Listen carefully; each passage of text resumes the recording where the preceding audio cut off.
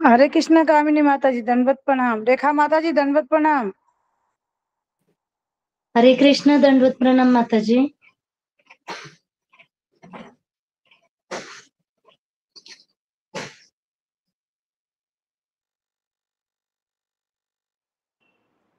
हरे कृष्णा। रेखा माता जी आप सुन रहे हो? हरे कृष्णा। जी आप सुन रहे हो माता जी?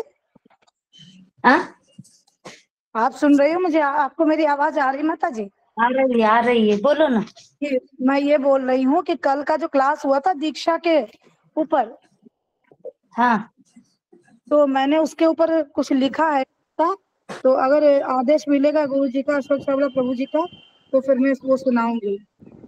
हरे अच्छा हरे कृष्णा ठीक है अशोक कृष्णा। ना। प्रभु जी दंडवत प्रणाम। हरे दंडवत प्रणाम कृष्ण माता जी। प्रभु हरे जी कृष्णा। सभी भक्तों के चरणों में दंडवत दंडवत प्रणाम। प्रणाम।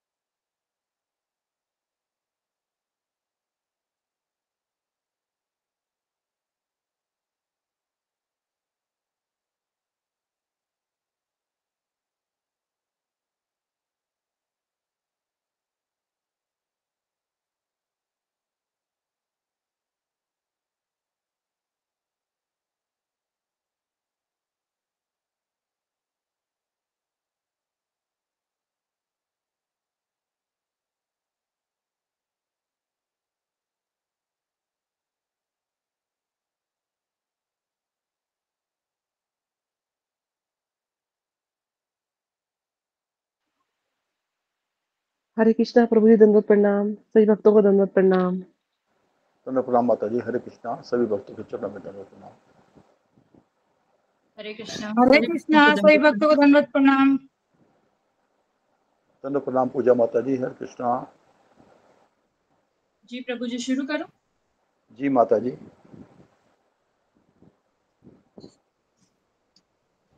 ओम अज्ञानतिमिरान्धस्य ज्ञानाञ्जनशलाकया चक्षुरुन्मीलितं येन तस्मै श्रीगुरुवे नमः। नमो विष्णुपादाय कृष्णप्रेष्ठाय भूतले श्रीमते भक्तिवेदान्त स्वामिनिति नामिने। नमस्ते सारस्वते देवी गौरवाणी प्रचारिणे निर्विशेष शून्यवादी पाश्चात्य देशतारिणे। जय श्री कृष्ण चैतन्य प्रभु नित्यानंद श्री अद्वैत गदाधर श्रीवासादि गौर भक्तवृंद। हरे कृष्ण कृष्ण कृष्ण हरे हरे, हरे राम राम राम हरे हरे। श्री गुरु चरण पद्म केवल भक्ति सद्मा बंधु मोहि सावधान ते चाहर प्रसादे भाई हे भव तोरिया जाय। कृष्ण प्राप्ति हो जहाँ होय ते, कृष्ण प्राप्ति हो जहाँ होय ते।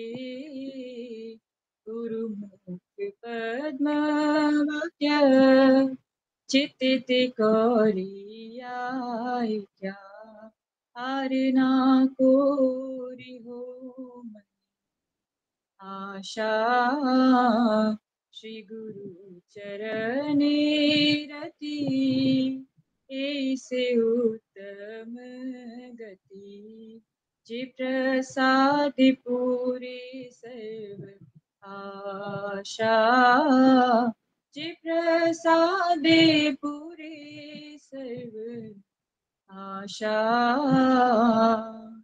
चक्षुदान दिलो जे जन्मे जन्मे प्रभु से दिव्य ज्ञान हृदय प्रकाशितो दिव्य ज्ञान हृदय प्रकाशितो प्रेम भक्ति जहा होते अविद्या विनाश जाते वेदे गाय जहार चरितो वेदे गाय जहार चरितो श्री गुरु करुणा सिंधु अधम जनार बंधु लोकनाथ लोकेर जीवन लोकनाथ लोकेर जीवन हा हा प्रभु करो दया देहो मोरे पद छाया हा हा प्रभु करो दया देहो मोरे पद छाया ए बीजश घुषुक त्रिभुवन ए बीजश घुषुक त्रिभुवन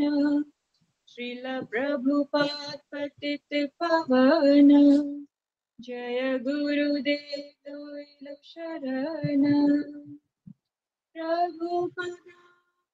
प्रभुपदाय प्रभुपदाय जय प्रभुपदाय जय जय प्रभुपाद प्रभुपाद प्रभुपाद जय जय प्रभुपाद जय जय गुरुदेव गुरुदेव गुरुदेव जय जय गुरुदेव निताई गौर हरि बोल हरि बोल हरि बोल निताई गौर हरि बोल निताई गौर हरि बोल हरि बोल हरि बोल निताई गौर हरि बोल हरे कृष्ण हरि बोल। बहुत सुंदर माता जी, बहुत सुंदर, धन्यवाद।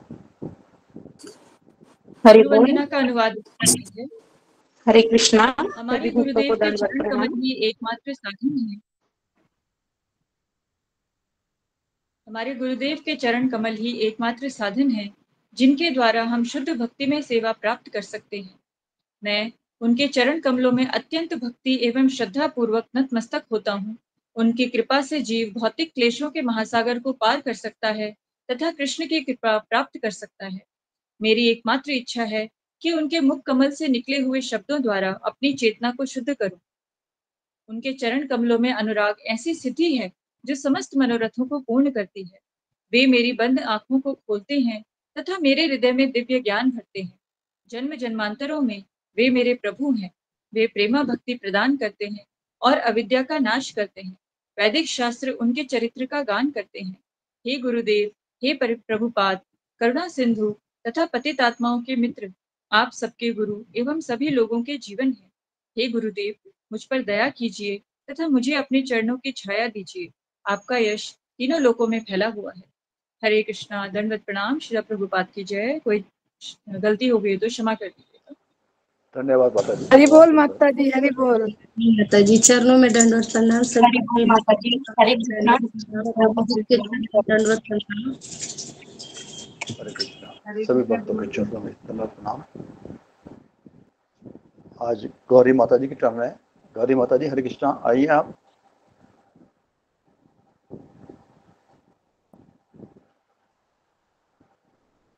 कल मुझे भी जाना पड़ा था बीच में छोड़ के सत्र, तो मैंने तो तात्पर्य से पहले का लिखा है, तात्पर्य के बाद का नहीं लिखा। तो तात्पर्य के पहले का मैं पढ़ देता हूँ और बाद का कोई और पढ़ेगा, तो बहुत कृपा होगी। कल गुरु जी ने स्कंद 1 अध्याय 3 का 41 श्लोक दिया था। तो फिर प्रश्न किया गुरु जी ने कि वैदिक साहित्य कितने ग्रंथ लिखे हैं, यानी कि वैदिक साहित्य में कितने ग्रंथ लिखे हुए हैं व्यासदेव जी ने। तो जवाब था 18 पुराण, 4 वेद, 108 उपनिषद और महाभारत भी व्यासदेव जी ने ही लिखी है। फिर गुरु जी ने प्रश्न किया, संपूर्ण वैदिक साहित्य का सार क्या है। तो जवाब है श्रीमद् भागवतम सबका सार है। फिर गुरु जी ने प्रश्न किया, भागवतम कैसे उत्पन्न हुई। सारे वैदिक शास्त्र लिखने के बाद श्री व्यासदेव को, क्योंकि उन्होंने अपनी किताबों में धर्म, अर्थ, काम और मोक्ष को प्रधानता दी थी, उन्हें अपने काम से प्रसन्नता नहीं हुई। फिर भी वो कुछ कमी महसूस कर रहे थे, तो उन्होंने अपने आध्यात्मिक गुरु से सलाह लेने के पश्चात उन्होंने श्री नारद मुनि से सलाह ली और श्रीमद् भागवतम की रचना की। क्योंकि श्री नारद मुनि ने बताया था कि आपने केवल धर्म, अर्थ, काम, मोक्ष के बारे में लिखा है, भगवान की प्रसन्नता के लिए आपने कुछ भी इसमें नहीं लिखा है, ना भगवान की महानता का वर्णन किया है। तो फिर व्यासदेव जी ने श्रीमद् भागवतम की रचना की। फिर गुरु जी ने एग्जाम्पल दिया, जैसे दूध का सार घी है, उसी प्रकार वैदिक साहित्यों का सार श्रीमद् भागवतम है।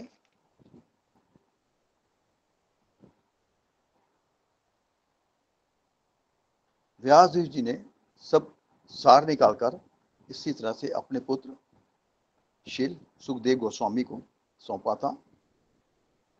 सुखदेव गोस्वामी सर्वाधिक आदरणीय क्यों थे? इसलिए आदरणीय थे क्योंकि जन्म से ही वो मुक्त आत्मा थे। मुक्त आत्मा का मतलब है जो प्रकृति के 3 गुणों से ऊपर है, और बद्ध आत्मा का मतलब है जो 3 गुणों के अधीन है। अगर आप श्रीमद् भागवतम ध्यानपूर्वक सुनते हैं और आपका ध्यान पूरा लगा हुआ है, तो आप भी मुक्त आत्मा ही रहेंगे। इसके बाद गुरुजी ने तात्पर्य बोला था, जहां से मैं चला गया था। तो कोई भक्त तात्पर्य बोलना चाहेगा? कल गुरुजी ने तात्पर्य में क्या लिखवाया था? हरे कृष्णा। हरे कृष्ण रेखा प्रभु माता जी। जी। हाँ, हरे रेखा कृष्ण। माता जी बोलिए। हाँ, हमें इसका डर होना चाहिए, माया हमें गिरफ्त में ना ले, हम भक्तों का संग ना छूटे। माला का श्रेय किसे देना चाहिए? गुरुजी बोलते हैं कि आध्यात्मिक गुरु श्री कृष्ण और भक्तों के संग को देना चाहिए। खुद को श्रेय क्यों नहीं देना चाहिए? क्योंकि हमें अहम भाव आ सकता है। सारे तीर्थों का सार प्रभु जी को गुरु जी को कुछ लोग मिलने आते हैं, उनका एक अच्छा विचार गुरु जी ने यहाँ पे शेयर किया कि वो साधु संग से बड़ा दूसरा कोई है नहीं है, सारे तीर्थों का सार साधु के दर्शन में है। गुरुजी बाद में पूछते हैं कि सबसे बड़ी पचाने वाली कौन सी चीज है? साधु को आदर दे, ये चीज नहीं पचा सकते। बुद्ध आए थे, उससे ही संसार शुरू है, ऐसे अल्प बुद्धि लोग समझते हैं। और रामायण, महाभारत, नरसिंहादि कथा कल्पना ये है, ऐसे बोलते हैं। क्यों काल्पनिक समझते हैं? तो इसका आंसर है, अगर हम पांडव कृष्ण को स्वीकार करें तो ये हमें जीवन में उतारना होगा। मांस मच्छी छोड़ना, सत्वगुण लाने पड़ेंगे। ऐसे दूसरा पॉइंट बताया, चार्वाक सिद्धांत, खाओ पियो मजा करो, क्योंकि भगवान पे विश्वास नहीं होता। लेकिन ये काल्पनिक नहीं, सच है। छोटा 7 साल का बच्चा गोवर्धन कैसे उठाएगा? ये सब इमेजिनरी व्यक्तित्व लगता है। भौतिक में ऐसे कार्य कोई नहीं कर सकता। जैसे कि पूतना को कैसे वध करेगा छोटा बच्चा, कालिया मर्दन कैसे करेगा? कृष्ण का कुछ भी काल्पनिक नहीं है, हमारा अस्तित्व ही काल्पनिक है। हमें गुरुजी एक एक्सप्लेनेशन देते हैं कि हमें कल का, 1 साल पहले का कुछ भी याद नहीं होता। ये सब चला जा रहा होता है तो कल्पना ही बनती है, लेकिन बिना कृष्ण सब स्वप्न जैसा ही है। इतिहास में अनेक राजाएं आए और गए, जैसे कि गांधी जी भी काफी चीजें की, अच्छी बुरी, लेकिन कोई उनको याद नहीं रखता। लेकिन 5000 साल से कृष्ण को याद रखते हैं। प्रभुपाद जी की भी हर रोज गुरु वंदना होती है। अभी प्रभुपाद जी को होके बहुत साल हो गए, लेकिन अभी भी रोज गुरु वंदना होती है। यही भगवान की भक्तों का महिमा है। गुरुजी बाद में बोलते हैं कि भौतिक बुद्धि कर्म से बंधी होती है। अपने फील्ड में माहिर होते हैं, जैसे कि कोई डॉक्टर होता है, कोई शिक्षक होता है, कोई इंजीनियर होता है, ये सब जड़ बुद्धि है। लेकिन कोई अनपढ़ हो फिर भी आध्यात्मिक बुद्धि तेज रहती है, उसकी श्रद्धा आध्यात्मिक है, साइंटिस्ट से भी बढ़कर है। भौतिक में हमें पैसा, शोहरत, प्रसिद्धि सब मिलती है। लेकिन गीता में कहा है सत्व रज तमोगुण थ्री टाइप्स की बुद्धि रहती है। भौतिक में हर एक का ग्रास्पिंग पावर अलग है, लेकिन आध्यात्मिक में कुछ भी फर्क नहीं पड़ता। आध्यात्मिक बुद्धि प्रज्वलित किया तो भौतिक में भी अच्छे से कार्य कर सकते हैं। कृष्ण उनके बुद्धि देंगे और अच्छे से टैकल करने के लिए, और भी अच्छे से टैकल करने के लिए। हरे कृष्ण प्रभु जी, इतना ही हो गया। कुछ गलती हो तो माफ कीजिए। हरे कृष्ण। बहुत सुंदर बताया माता जी। बहुत सुंदर माता जी, बहुत सुंदर। सब आपके संगों का परिणाम है। धन्यवाद माता जी। हरे कृष्ण। शोभक्तों चरणों में दंडवत प्रणाम। तो इसका मतलब 46वां श्लोक पूरा हो गया था। बहुत अच्छा। रेखा माता जी, नहीं पूरा हुआ, उसी पे एक्सप्लेनेशन दिया था गुरुजी ने। जी माता जी, धन्यवाद। हरे कृष्णा प्रभु जी, आपके चरणों में दंडवत प्रणाम, सेवक को दंडवत प्रणाम। सभी भक्तों के चरणों में दंडवत प्रणाम। हरे कृष्णा कृष्णा। हरे राम राम राम हरे दंडवत प्रणाम गुरु जी। हरे कृष्णा। हरे कृष्ण गुरु जी, दंडवत प्रणाम। हरे सभी कृष्ण भक्तों को गुरुदेव, दंडवत प्रणाम। दंडवत प्रणाम। कृष्ण गुरु जी, गुरुदेव के चरणों में दंडवत प्रणाम। माता जी दंडवत प्रणाम। हरे कृष्ण गुरु जी, धन्यवाद सभी प्रणाम। भक्तों सही भक्तों को हरे कृष्ण दंडवत प्रणाम। हरे कृष्ण हरे कृष्ण हरे कृष्ण। ओम अज्ञानतिमिरन्धस्य ज्ञानाञ्जनशलाकया चक्षुरुन्मीलितं येन तस्मै श्रीगुरुवे नमः। नमो विष्णुपदाय कृष्णप्रेष्ठाय भूतले श्रीमते भक्तिवेदान्त स्वामिनिति नामिने। नमस्ते सरस्वती देवे गौरवाणी प्रचारिणे निर्विशेष शून्यवादी पाश्चात्य देशतारिणे। हे कृष्ण करुणा सिंधु दीनबंधु जगतपते गोपेश गोपिका कांत राधा कांता नमोस्तुते। तप्त कांचन गौरांगी राधे वृंदावनेश्वरी वृषभानुसुते देवी प्रणमामि हरिप्रिये। वाञ्छाकल्पतरुभ्यश्च कृपा सिन्धुभ्येव च पतितानां पावनेभ्यो वैष्णवेभ्यो नमो नमः। जय श्री कृष्ण चैतन्य प्रभु नित्यानंद श्री अद्वैत गदाधर श्रीवासादि गौर भक्त वृंद। हरे कृष्णा कृष्णा कृष्णा हरे हरे, हरे राम राम राम हरे हरे। नारायणं नमस्कृत्यं नरं चैव नरोत्तमं देवीं सरस्वती व्यासं ततो जयामुदीरये। नष्टप्रायेषु भद्रेषु नित्यं भागवत सेवया भगवतीरुत्तमश्लोके भक्तिर्भवति नैष्टिकी। कृष्णाय वासुदेवाय देवकी नंदनाय च नंदगोपकुमाराय गोविंदाय नमो नमः। हरे कृष्णा। सबका स्वागत है सत्र में। तो कौन सा हमारा श्लोक शुरू था? 3.41 गुरु जी। 41 कल हुआ था, उसका आधा तात्पर्य बाकी है, वो कवर करता हूँ मैं। तो हम 42। गुरु जी क्षमा करें, रागिनी माता जी ने दीक्षा के ऊपर कुछ लिखा है, वो बोलना चाहती हैं, अगर आप आज्ञा दें तो। बोलना चाह रहे? ठीक है, बोलो। रागिनी माता जी बोलिए। माता जी हरे कृष्ण। जी धन्यवाद गुरुदेव। अशोक चावला प्रभु जी धन्यवाद। ओम अज्ञानतिमिरान्धस्य ज्ञानाञ्जन शलाकया चक्षुरुन्मीलितं येन तस्मै श्री गुरुवे नमः। कल का जो सत्र हुआ था दीक्षा के ऊपर, तो मैंने उसी से सीख के थोड़ा कुछ लिखने का प्रयास किया है, तो मुझसे कोई गलती हो जाए तो क्षमा करिएगा। और मुझे लगा कि ये बहुत गंभीर विषय है, तो इसलिए मैंने उसको कविता की तरह गाया नहीं है, ऐसे ही बोलूंगी मैं। हरे कृष्णा। खेल भाव का नहीं खेलिए, दीक्षा नहीं खिलौना है, तिलांजलि दे निज सुखों की गुरु आज्ञा पर चलना है। एक जन्म हो माँ के गर्भ से, माया में भरमाए, दूजा जन्म सदगुरु देता, भव बंधन कट जाए। अथक परिश्रम करके गुरु फिर किसी को भक्त बनाता है, लेकर सभी पाप उसको कृष्ण भक्ति दिखलाता है। जब तक मन स्वीकार करे ना, दीक्षा को इनकार करे, जब अंतर मन गुरु पुकारे, तब दीक्षा स्वीकार करे। दीक्षा नहीं है कंठी माला, दीक्षा गुरु को दिया वचन है, सब सुख तजकर गुरु आज्ञा पर चलना आजीवन है।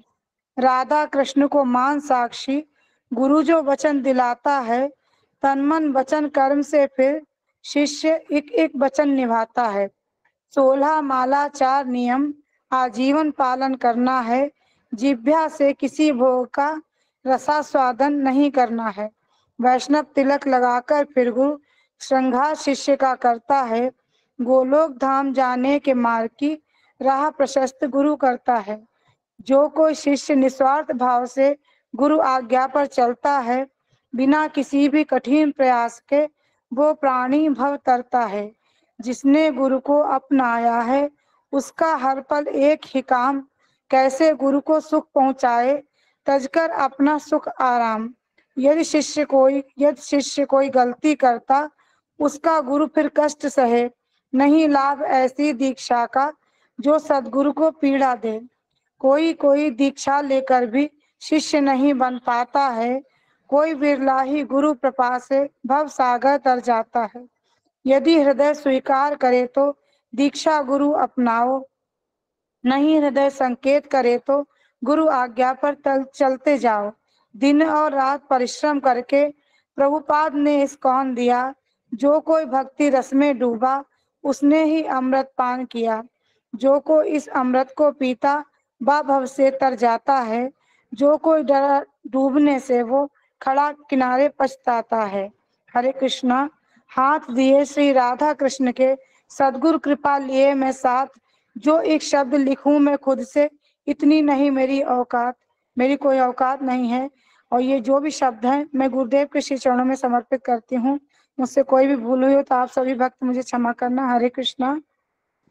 बहुत सुंदर माता जी, धन्यवाद, बहुत सुंदर। सुंदर माता जी, बहुत सुंदर माता जी, बहुत सुंदर, हरि बोल। बहुत सुंदर माता जी, हरि बोल माता जी।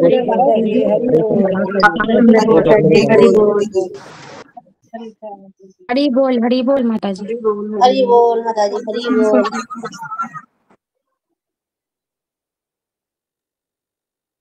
ओके, हरे कृष्णा। तो हम आगे बढ़ते हैं।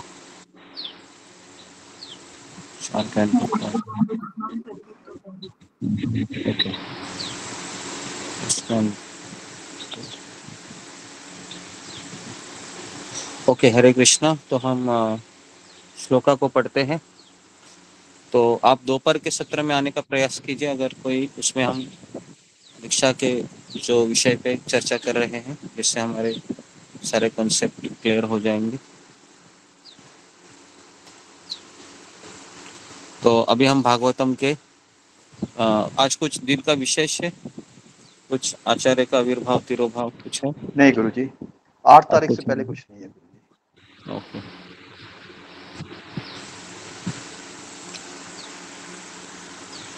तो पहला अध्याय, सब भक्तों को दंडवत प्रणाम। पहला स्कंद, तीसरा अध्याय, 42 श्लोक। सतु संश्रवयामास महाराजं परीक्षितं, प्रायो अपविष्ट गंगा यां परितं परमर्षभिः। सतु संश्रावयामास महाराजं परीक्षितं, प्रायोपविष्ट गंगायां परितं परमर्षिभिः।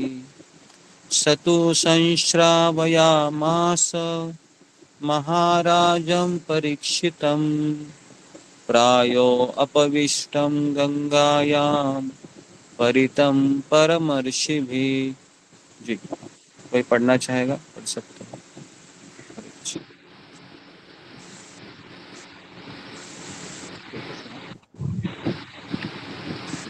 सतुषं श्रावायम् आस महाराजं परीक्षितं प्राय उपविष्टं गंगायां परितं परम ऋषिभिः। सुधा माता जी, हरे कृष्णा। हरे कृष्णा गुरु जी, दंडवत प्रणाम। सभी भक्तों को दंडवत प्रणाम। सतुषं श्रवयाम आस महाराजं परीक्षितं प्राय उपविष्टं गंगायां परितं परम ऋषिभिः। हरे कृष्णा। धन्यवाद माता जी। रेखा कलेन माता जी, हरे कृष्णा। हरे कृष्ण गुरु जी, दंडवत प्रणाम। सभी भक्तों के चरणों में दंडवत प्रणाम। स तु संश्रावयामास महाराजं परीक्षितं प्रायोपविष्टं गंगायां परितं परमर्षिभिः। हरे कृष्ण। धन्यवाद प्रभु जी। धन्यवाद माता जी। रंजना माता जी, हरे कृष्णा। हरे कृष्णा प्रभु जी, आपके सामने से बच्चों धन्यवाद। सतु संश्रावयाम आस महाराजां परीक्षितं प्राय उपविष्टं गंगायां परितं परम ऋषिभिः। हरे कृष्ण। धन्यवाद माता जी। नमिता शाह माता जी। हरे कृष्णा गुरु जी, आपके चरणों में कोटि कोटि प्रणाम। गुरु जी, सभी भक्तों के चरणों में प्रणाम। शतुसंशयमास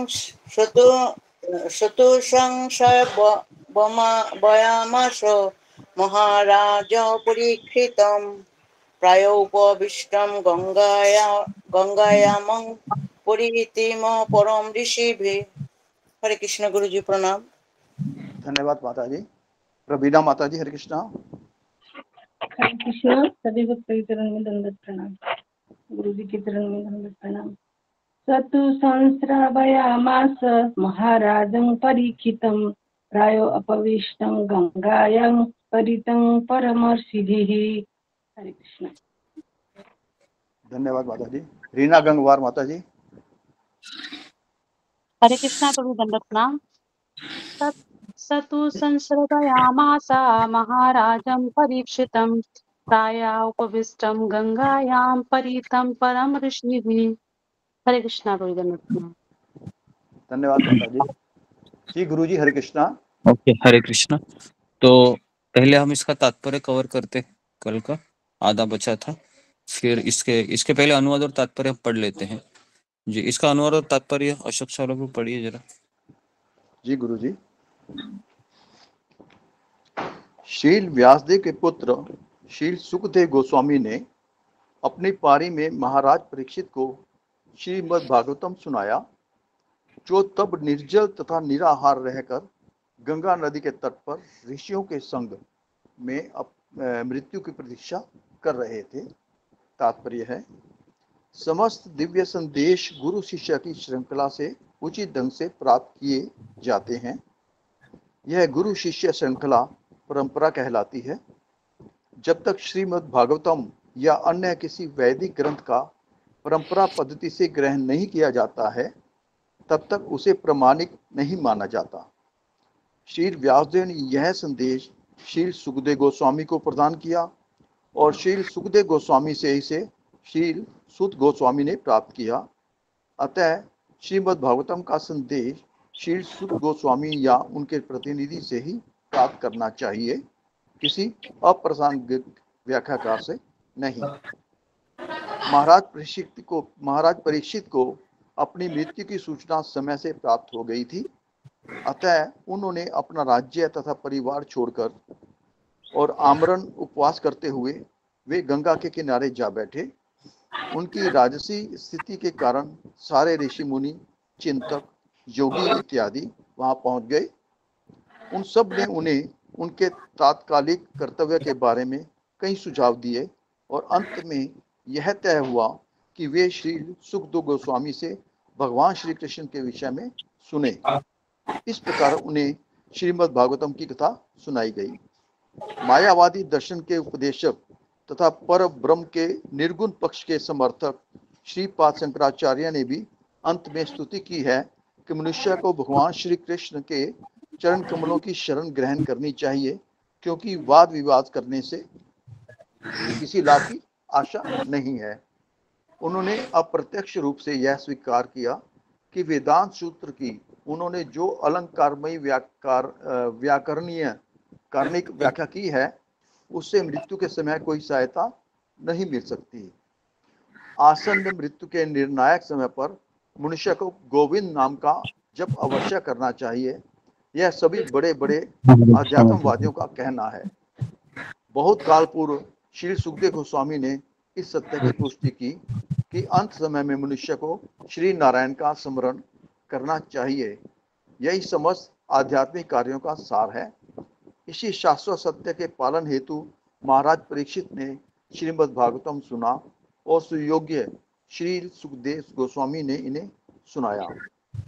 श्रीमद् भागवतम संदेश के वक्ता तथा श्रोता दोनों एक ही माध्यम से मुक्ति पा गए। हरे कृष्णा। धन्यवाद। प्रणाम गुरु जी। हरे कृष्णा। ओके, हरे कृष्णा। तो सबका प्रभु स्वागत जी, है। कौन सा श्लोक नंबर है, प्लीज बता दीजिए।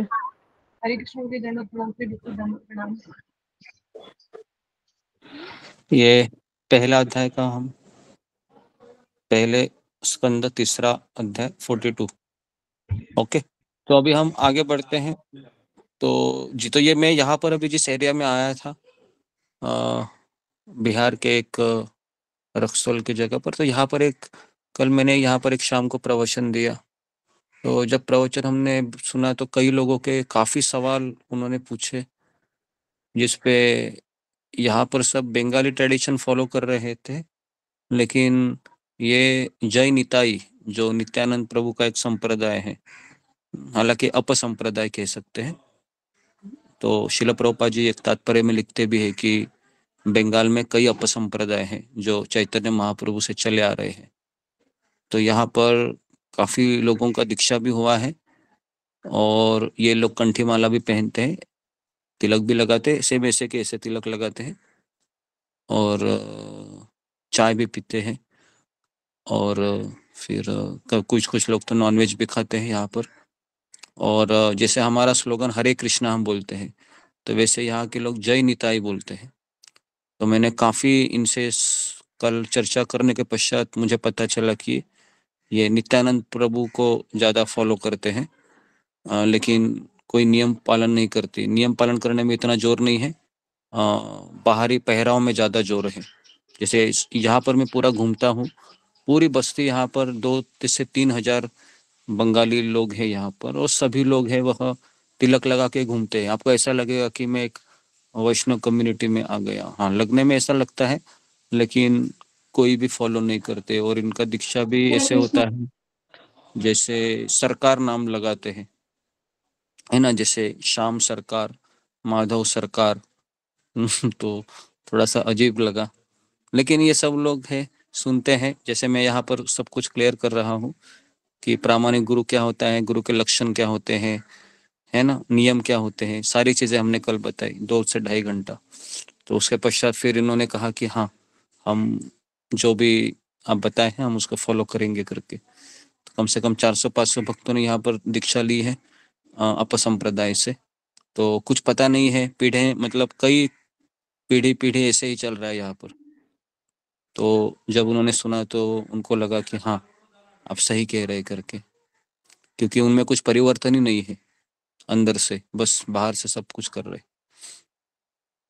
तो इसलिए यहाँ पर जो इस तात्पर्य में भी वही चीज प्रभुपाद बता रहे हैं कि जैसे अभी हमने, है ना, सुना कि प्रामाणिक गुरु शिष्य परंपरा का आश्रय मिलना बहुत कठिन है।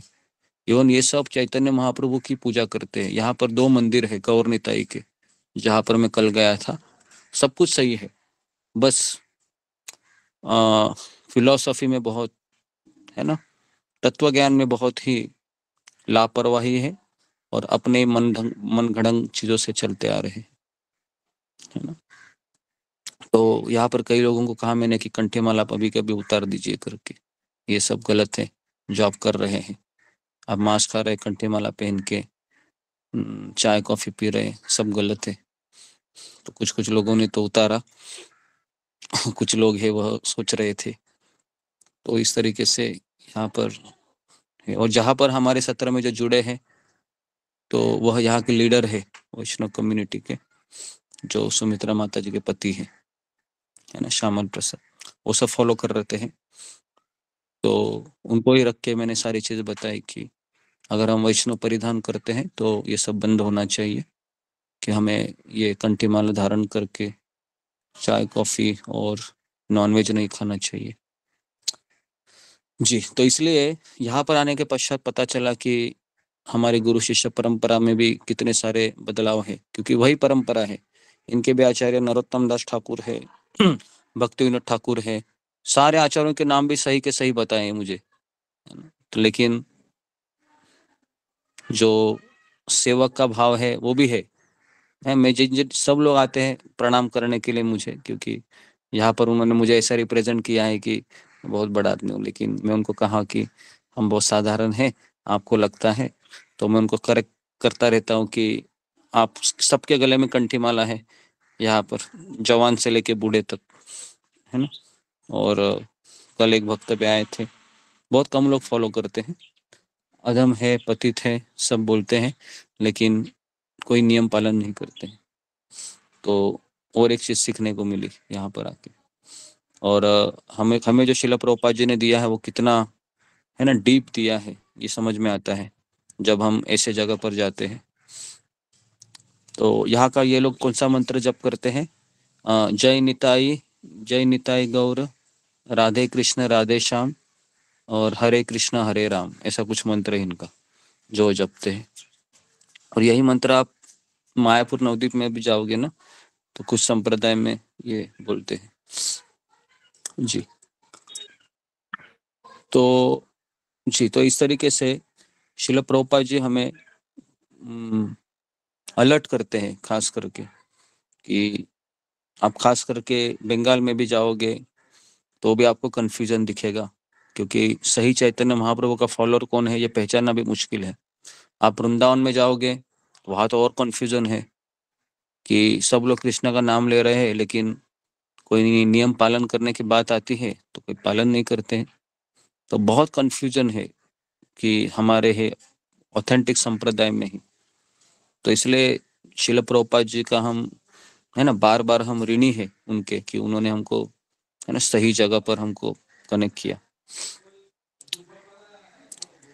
तो हम दूसरा हम पैराग्राफ लेते हैं जो कल हमने छोड़ा था। तो श्रीमद् भागवतम में विभिन्न लोकों के इतिहास से चुने गए ऐतिहासिक तथ्यों का चित्रण किया गया है। विभिन्न लोक मतलब 14 लोकों में जो बड़े बड़े राजर्षि लोग उत्पन्न हुए भक्त, जैसे जनक महाराज ले लो, अम्बरीश महाराज ले लो, ध्रुव ले लो, ध्रुव महाराज, फिर दधीची ऋषि, तो इन सब का चित्रण भागवत में किया गया। तो इसलिए सभी आध्यात्मिक अधिकारियों ने, आध्यात्मिक अधिकारी मतलब कौन? व्यासदेव है, असित, फिर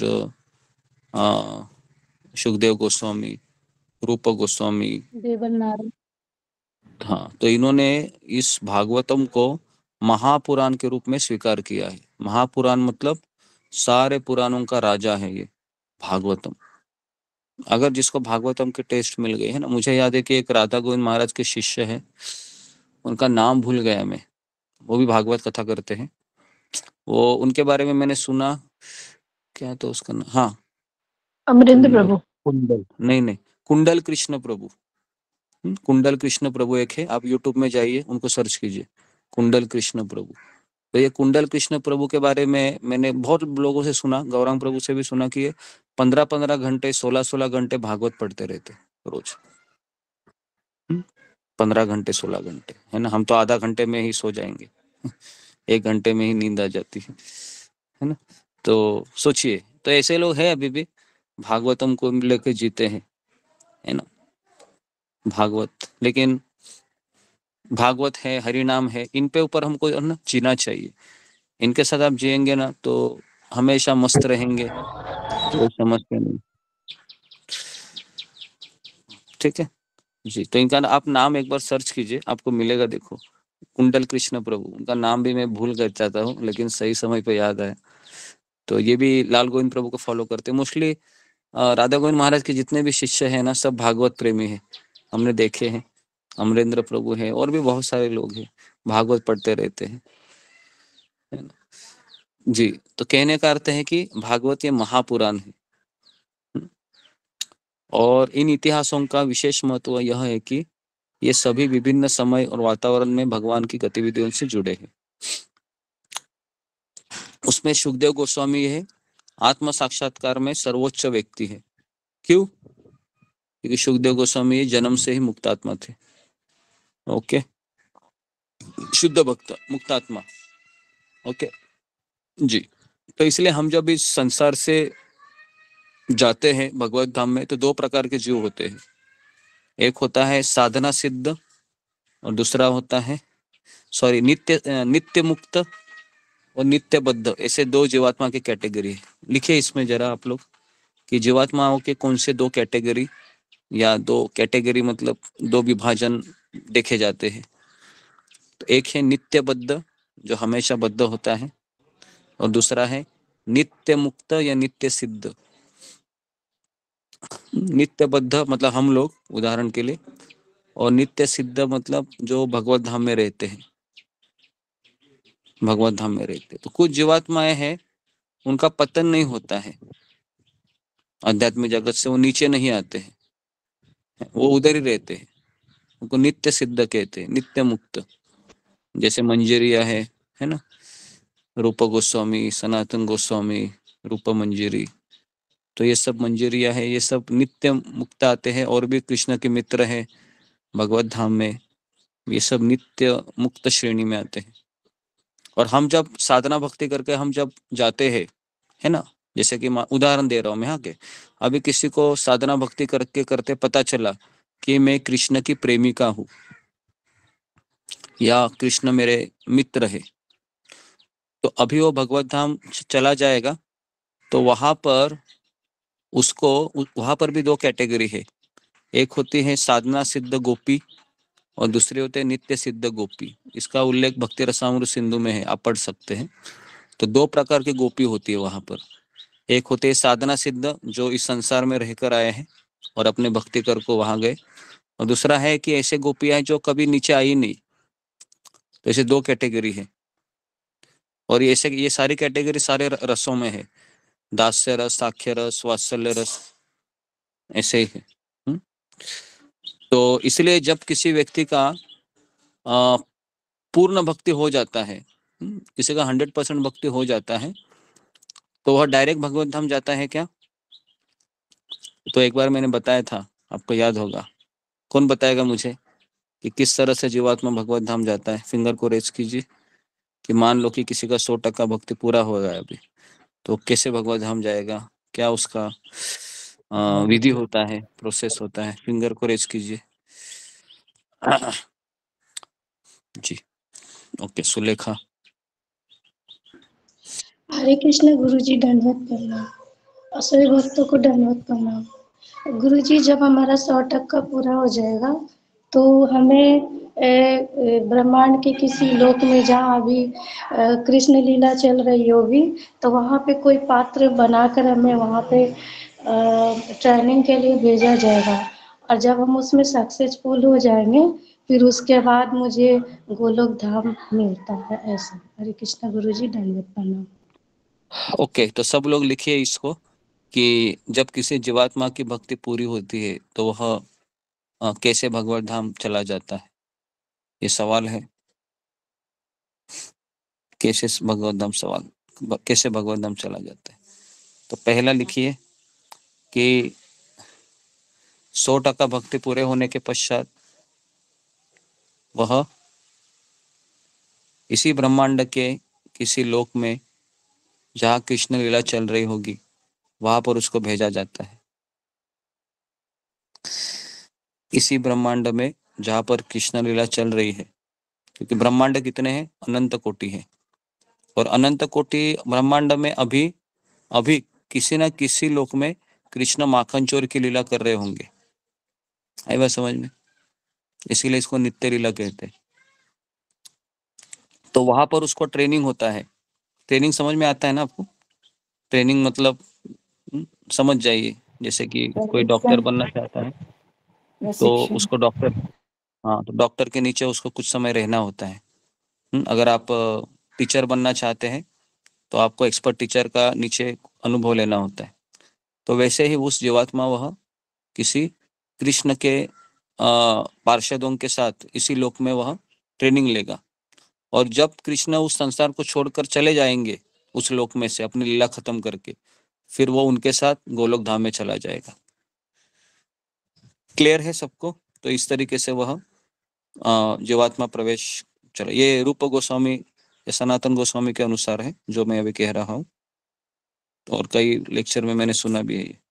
ओके जी, तो ये सब लोग लिखे इस चीज को। मैं आपको 1 मिनट देता हूँ लिखने को, सब लोग लिखिए, और फिर मैं किसी को पूछता हूँ क्या लिखा आपने, कैसे लिखा, लिखिए।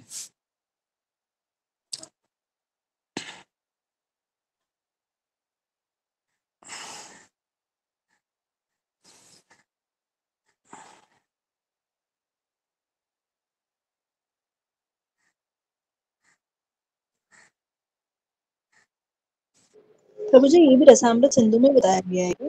नहीं नहीं, ये दूसरा ये है किताब है रूप गोस्वामी का, लघु भागवतामृत या फिर कोई दूसरा किताब है, बृहद भागवतामृत या लघु भागवतामृत में ऐसा लिखा गया है। वो सब बड़े बड़े किताब है। बृहद भागवतामृत सनातन गोस्वामी ने लिखा है, उसमें भी कहीं तो आप पढ़ सकते हैं। रूप गोस्वामी ने भी लिखा है लघु भागवतामृत, ये सब आचार्यों ने लिखी हुई किताबें हैं, उसमें सब ये वर्णन आता है डिटेल में। तो एक बार हम बृहद भागवतामृत लेंगे, बहुत अच्छी स्टोरी है उसमें गोपक कुमार की, तो मैं आपको बताऊंगा कि किस तरह से गोपक कुमार है ना इस पृथ्वी लोक का आवरण भेद के महेश लोक जाते हैं, फिर ब्रह्म ज्योति में जाते हैं, फिर वैकुंठ लोक में जाते हैं। बहुत सुंदर डिस्क्रिप्शन है, इतना जबरदस्त है कि ऐसा लग रहा है कि सुनते रहो सुनते रहो। तो वो गोपक कुमार की स्टोरी है, वो मैं बताऊंगा। भागवतम का एक पहला स्कंद हो जाने दो थोड़ा सा, फिर वो एक स्टोरी ले लेते। ओके, लिखा सबने? क्या लिखा रेखा पायल? हरे कृष्णा गुरु जी, हरे कृष्णा गुरु जी, दंडवत प्रणाम। सभी भक्तों को दंडवत प्रणाम। गुरु जी, आपने ये पूछा था कि जब किसी जीवात्मा की भक्ति पूरी हो जाती है तो वह कैसे भगवत धाम चला जाता है। तो इसमें आपने आंसर दिया कि जब किसी जीवात्मा का 100% भक्ति हो जाती है तो उसे ब्रह्मांड में जहाँ कृष्ण लीला चल रही होगी वहां पर उसे भेजा जाता है, वहां पर उसकी ट्रेनिंग होती है, और जब कृष्ण उस संसार से अपनी लीला समाप्त करके चले जाते हैं तो वहां वह जीवात्मा कृष्ण के साथ ही भगवत धाम चले जाते हैं। हरे कृष्ण गुरु दंडवत। ओके, तो क्लियर है सबको? ये नॉलेज होना चाहिए। वैसे भी जब आप भाव स्तर पर आते हैं ना, ये बहुत ऊंचे चीजें हम बात कर रहे हैं, अभी हमारा तो अनर्थ निवृत्ति चल रहा है ना। तो ये सब भाव स्तर जब आता है ना, जब निष्ठा, रुचि, आसक्ति भाव है ना, जैसे स्टेशन है ना, श्रद्धा के साथ हमारी गाड़ी शुरू होती है। श्रद्धा, साधु संग, गुरु पद आश्रय, भजन क्रिया, अनर्थ निवृत्ति, फिर निष्ठा, फिर रुचि, आसक्ति, भाव, प्रेम, ये सब स्टेजेस है, स्टेशन है, तो ना। इसमें माधुर्य कादम्बिनी किताब हमने लिया था 2 साल पहले, उसमें मैंने 15 लेक्चर दिए थे, तो उसमें मैंने सारी चीजें बताई थी कि किस तरह से जीवात्मा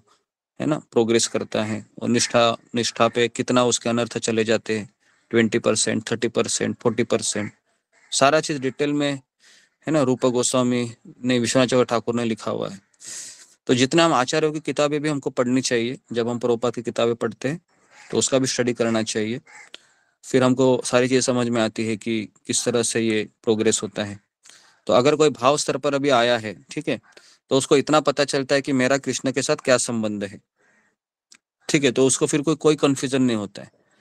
पूरा उसका 100% अनर्थ चले गए हैं, और उसको कृष्ण दिखते भी है फेस टू फेस, और फिर उसको ये पता चलता है मैं कृष्ण का कौन हूँ, सखा हूँ, या फिर मैं उनका पुत्र हूँ, या फिर पिता हूँ, या सेवक हूँ, है ना। फिर उसका जैसे शरीर छोड़ता, अपनी इच्छा से शरीर छोड़ता है वो, फिर उसका ट्रेनिंग होता है, फिर वह है ना गोलोक धाम में चले जाते हैं। तो ये सब ऊंचा विषय है, तो लेकिन पता होना चाहिए कि किस तरह से जीवात्मा जाता है। तो अभी हम सब लोग अनर्थ निवृत्ति में अटक गए हैं। आप सबको पता है कि रोज हम संघर्ष करते हैं, रोज दिमाग खराब होता है, रोज मन विचलित होता है, बराबर है। तो इसलिए हमारे अनर्थ जब तक है तब तक कोई गारंटी नहीं है कि मैं भक्ति में टिका रहूंगा, क्योंकि अनर्थ हमें एकदम भूत की तरह हॉन्टेड करते रहते हैं, है ना। जपा करने बैठेंगे तो भी जपा में मन नहीं लगता है, भागवत सुनने बैठेंगे, भागवत में मन नहीं लगता है, सेवा करेंगे तो घर की याद आएगी, घर में रहेंगे तो मंदिर की याद आती है। तो इस तरीके से हमारा दिमाग है। तो बहुत कठिन होता है अनर्थ निवृत्ति का स्टेज पार करना। आचार्य बताते हैं कि अनर्थ निवृत्ति में भी कई जन्म चले जाते हैं, अगर हम सीरियस नहीं है तो, है ना। सीरियस का तो उस जन्म में भी उसका हो सकता है। निष्ठा स्तर है प्राप्त। निष्ठा का मतलब है वही एक ही चीज वो कंटिन्यू करोगा सालों साल, एक ही चीज, उसको बोलते हैं निष्ठा स्तर। एक ही चीज वो सालों साल, 10 साल, 20 साल, 30 साल, है ना। जैसे हमने गौराम प्रभु को देखा है, गौराम प्रभु को अभी 30, 35, 40 साल हो गए, है ना। तो एक ही चीज वो कर रहे हैं, है ना। तो इसको ये निष्ठा स्तर के लक्षण है। एक ही चीज वो कर रहे हैं कंटिन्यू सालों साल। तो इस तरीके से लक्षण दिखाई देते हैं हमको। और रूपा गोस्वामी ने भक्ति रसामृत सिंधु में इसके लक्षण भी बताए कि निष्ठा स्तर का व्यक्ति का लक्षण क्या है ना, भाव स्तर के व्यक्ति के लक्षण क्या है ना। इस तरीके से जो भी है ये अलग। एक ही काम, मतलब यानी कि जो एक ही काम इन द सेंस कि जो चैंटिंग कर रहा है वो सिर्फ चैंटिंग कर रहा है, या जो सेवा कर रहा है उसका भक्ति के एक अंग में उसका रुचि आ जाता है। भक्ति के 9 अंग है ना, नवदा भक्ति, नवदा भक्ति के किसी एक अंग में उसका पूरा ही श्रद्धा आ जाता है, फिर वो उसको कंटिन्यू करते रहता है। जैसे मैंने आनंद प्रभु को देखा है, कंटिन्यू वो माला पे ही बोलते रहते हैं। आज कितने साल हो गए, 30 साल हो गए, वो केवल सुबह उठेंगे माला करेंगे। अभी 64 माला कर रहे, तो माला में उनका बहुत रुचि है। तो निष्ठा स्तर आ गया। निष्ठा का अर्थ है कि सालों साल, 1 साल 2 साल नहीं, 10 साल 15 साल 20 साल उत्साह से वही चीज कर रहा है वो, है ना। समझने का कि निष्ठा पे आ गए, ठीक है। Okay, next. और उसके पश्चात अगर भाव स्तर पे कोई आ गया मान लो, तो इसका ये मतलब नहीं कि मुझे वो पता चलता है, ये भी मैं बता रहा हूँ। वो आपके गुरु से आपका सर्टिफाइड होना चाहिए, ये भी कह रहा है। तो एक बार ऐन्द्र प्रभु है, आपने नाम सुना होगा, ऐन्द्र प्रभु जो बहुत बड़े कीर्तनकार थे वृंदावन में। 2011 में उन्होंने शरीर छोड़ा। तो उनको पता चला कि मेरा, है ना, उनके किताब में लिखा गया है, ये उनका ऑटोबायोग्राफी बहुत सुंदर है, आप पढ़िए ऐन्द्र प्रभु का। तो उसमें भी उन्होंने लिखा था कि उनको पता चला था कि मेरा स्वरूप क्या है करके, लेकिन अभी, है ना, मैं कैसे, क्योंकि भले ही मुझे पता चला है मेरा स्वरूप क्या है, लेकिन किससे तो ऑथराइज होना चाहिए ना।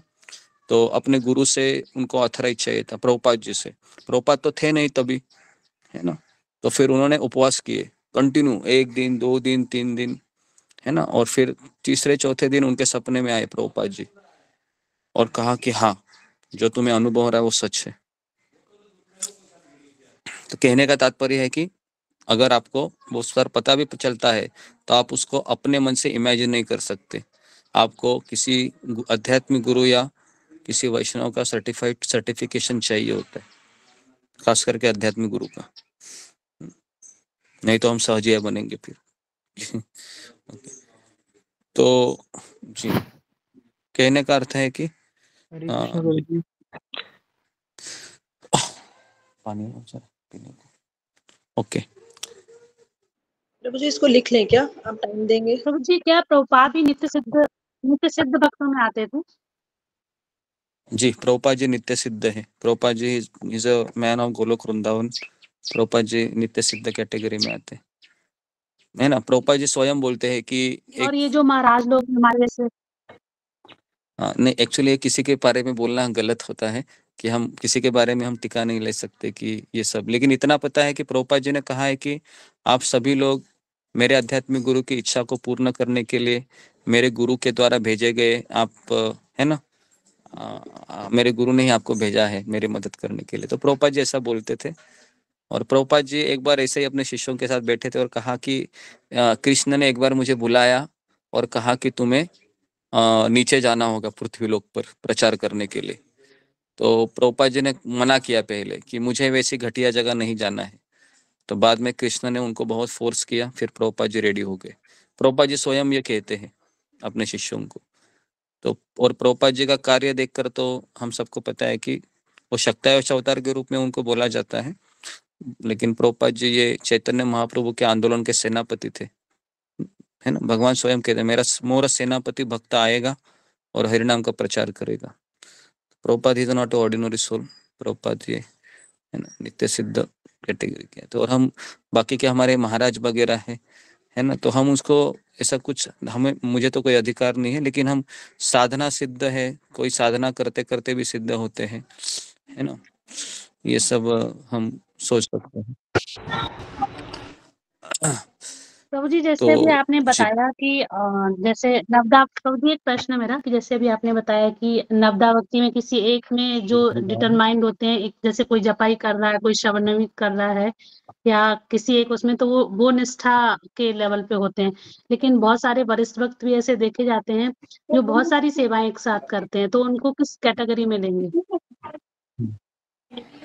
जी, तो बेसिकली जो ऑथोरिटी को फॉलो कर रहा है वो तो अलग ही हो गया, है ना, जो पूरा समर्पित है वो तो उसकी कैटेगरी तो कुछ और ही है, निष्ठा से भी ऊपर का है वो, जो पूरा समर्पण है, केवल एक व्यक्ति का सुनकर सारी सेवा में लगा है।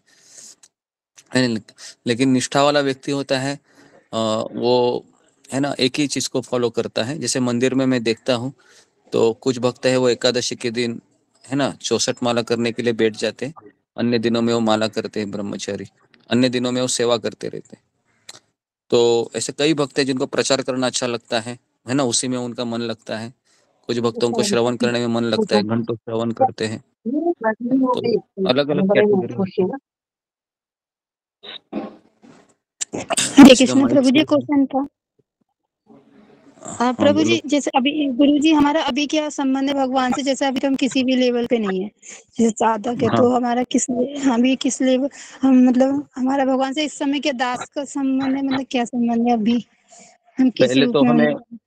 पहले तो हमें ये पता होना चाहिए कि मेरा श्रद्धा का स्तर है, इसलिए मैं 16 माला कर रहा हूँ। श्रद्धा के बाद साधु संग मुझे मिला है, लेकिन साधु संग के बाद गुरु का आश्रय होना चाहिए। गुरु पदाश्रय ये उसका अलग स्टेज, अलग स्टेप है ना। तो गुरु पदाश्रय मिलने के बाद फिर वह भजन क्रिया शुरू होती है। भजन क्रिया में भी 6 पड़ाव आते हैं, अनिश्चित भजन क्रिया के, हमने कई बार उसको भी पढ़ा है ना, उत्साहमयी, घन तरला, दृढ़ विकल्प, फिर नियमाक्षय, तरंग रंगिनी, ये 6 पड़ाव भी हमने सिखाए थे चक्रवर्ती ठाकुर की किताब में से कई बार। तो ये सब चीजें पता होनी चाहिए कि मैं कहाँ पर हूँ, है ना, भक्ति के कौन से लेवल पे हूँ। तो उसमें एकदम थोड़े डिटेल चीजें बताई गई है कि उत्साहमय स्टेज में क्या होता है, घन तरला में क्या होता है, नियमाक्षय में क्या होता है, तरंग रंगिनी में क्या होता है। इसके बाद निष्ठा स्तर प्राप्त होता है। निष्ठा के बाद फिर तुरंत हमारी गाड़ी एकदम, है ना, राजधानी की तरह भागती है। फिर जैसे आपको निष्ठा स्तर आया, फिर रुचि भी फटाफट आता है, आसक्ति फटाफट, भाव फटाफट, प्रेम फटाफट। केवल अनर्थ निवृत्ति का स्टेशन में ही हमारे कई जन्म चले जाते हैं, क्योंकि ये अनर्थ निवृत्ति हमें बहुत भूत की तरह हॉन्टेड करते रहते हैं। अनर्थ, काम, क्रोध, लोभ, मद, मोह, मत्सर, तो इसलिए हमारा प्रोग्रेस रुक जाता है फिर। और बीच में वैष्णव अपराध भी काफी होते हैं हमसे, हमारे दुर्गुणों के कारण, है ना, ये व्यक्ति अच्छा नहीं है, ये व्यक्ति अच्छा है, और हम अपराध करते फिर। तो अपराध करेंगे तो ब्लॉक लग जाता है ना। अपराध जैसे ही किया, फिर आप 64 माला करोगे तो भी प्रगति नहीं होती है, 100 माला करेंगे तो भी प्रगति नहीं होती है। अपराध बहुत डेंजरस है। तो इसके लिए हमें विनम्रता, ये सब चीजें बहुत चाहिए होता है, सहनशीलता, है ना। मेरे से अगर भक्त जूनियर भी है, लेकिन मुझे अपराध नहीं करना है भाई, तुम सही, मैं गलत, मैं आगे जाना चाहता हूँ। तो ये एटीट्यूड होना बहुत जरूरी है भक्ति में। यहाँ पर हमको ये नहीं दिखाना है कि मैं ही सही हूँ, नहीं, हम गलत है या हम पीछे हटेंगे, आप सही है, आप आगे जाइए। हमको किसी को यहाँ पर दिल दुखाना नहीं है ना, हमको आगे बढ़ते बढ़ते जाना है। तो विनम्रता बहुत जरूरी है। ओके, तो इसलिए अगर हमने गुरु का आश्रय लिया है तो हम गुरु पदाश्रय में है। अगर हमने नहीं लिया है तो फिर हम कौन से स्तर पर है? साधु संघ के स्तर पर है। ठीक है, साधु संघ भी नहीं कर रहे तो हम कौन से स्तर पर है? श्रद्धा में है। फिर श्रद्धा में हमारी गाड़ी अटक गई है। तो ये सब स्टेजेस है जो हमको, है ना, भगवान के प्रेम स्तर तक ले जाती। ठीक है जी, और किसी का कुछ प्रश्न है इसमें? जी, जो लोग ना शुरुआत में देखो, पहला है कि आप 16 माला सुबह करनी चाहिए, उसके बाद ही ये आप समझ सकते हैं क्या ये सब स्टेजेस। क्योंकि मैं अगर सीरियस नहीं हूँ, सुबह की 16 माला नहीं मेरी हो रही है ब्रह्म मुहूर्त में, तो मैं फिर कैसे प्रोग्रेस करूँ, है ना, कठिन है बहुत। जी, जागृति हरे कृष्णा, दंडवत प्रणाम गुरुजी, सभी भक्तों को दंडवत प्रणाम। गुरुजी, मेरा प्रश्न है कि जैसे हमारे बिल्डिंग में ही है, ऐसे दिखाते हैं कि वो भक्त है, घर में भी विग्रह रखे हुए हैं, लेकिन उनका बर्ताव ऐसे होता है, कनिंगनेस जो हम बोलते हैं ना, कनिंगनेस, ग्रीडीनेस टाइप का। मैंने पहले भी शेयर किया था कि जो मेंटेनेंस है बिल्डिंग का, 1 महीने में 2-2, 3-3 बार लेते हैं। और जो इस्कॉन मंदिर है मेन नासिक का, वहां पे नहीं जाते, लेकिन घर पर ऐसा एक्सपेक्ट करते हैं कि उनके घर का जो उन्होंने सारा जो मंदिर और सब जो बनाया है, सब उनके घर पे आके उनको अप्रिशिएट करे। इस्कॉन मंदिर में तो वो कभी गए ही नहीं है, तो और ऐसे गलत गलत करते रहते, तो उनके प्रति ऐसे ऑटोमेटिकली थोड़ा वो कड़वाहट आ जाती है मन में। तो वो भी क्या अपराध? उनके लिए कैसे हम उनके लिए कैसे हम अच्छा सोचे? यानी पहली उनसे बात दूर रहना ही बेहतर। हाँ, उनसे दूर रहना, हाँ क्योंकि कोई भी बात में वो सही होते ही नहीं है, तो आर्ग्यूमेंट या कोई बात सीधी करते ही नहीं है, तो उससे बेहतर ऐसे कभी कभी लगता है कि उनसे बात ही ना करे, सिर्फ देखे तो ऐसे जय श्री कृष्ण या हरे कृष्ण या ऐसे कुछ बोल दे बस। तो लेकिन कहीं ना कहीं अंदर मन में उनके प्रति थोड़ा गलत तो वो होता है कि ये गलत है, तो वो भी क्या अपराध में गिना जाता है? हाँ गुरु जी, हरे कृष्ण। ओके, पहली बात तो हमको ये समझना चाहिए, अगर कोई कृष्ण की पूजा में लगा हुआ है तो उसका कुछ ना कुछ सुकृति है, इसके लिए वो लगा हुआ है। तो भले उसका बाहरी आचरण गलत है, उस जो भी है उसका एटसेट्रा एटसेट्रा, तो हमें उनसे दूर रहना चाहिए, वो सबसे बेस्ट होता है। उनके बारे में कोई कमेंट करना या दूसरे तीसरे को कान भरते रहना, ये तो एकदम गलत है। तो सबसे बेस्ट है कि मंदिर में भी या कहीं पर भी कोई वैष्णव है और आपको लगता है कि इनका आचरण है मुझे क्लिक नहीं हो रहा है, तो इससे अच्छा है कि आप उनको सामने से हरे कृष्णा या जो भी कुछ कहिए, लेकिन उनसे कुछ बात मत कीजिए, उनको पूरी तरीके से अवॉइड कीजिए। जो भी है कृष्ण उनका देख लेंगे, हमें दूर रहना ही सबसे बेस्ट होता है इस चीज में। हाँ, और उनके फैमिली मेंबर्स में आपस में इतने झगड़े होते हैं, हाँ, जो तो कहीं ऐसे लगता है कि वो दूसरों के साथ ऐसा गलत करते, तो फिर वो आपस में लड़ेंगे ही ना।